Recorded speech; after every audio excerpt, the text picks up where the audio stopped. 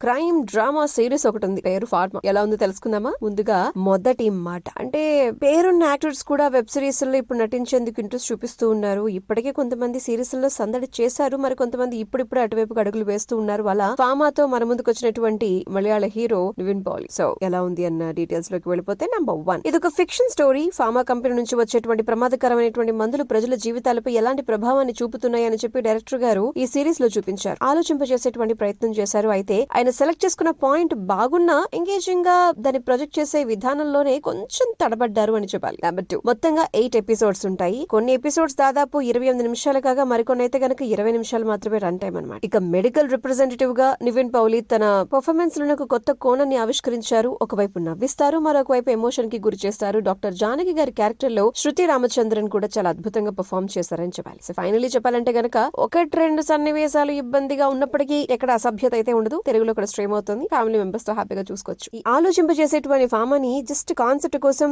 Nivin performance కోసం అయితే గనక ఒక లుక్ వేసేసుకోవచ్చు.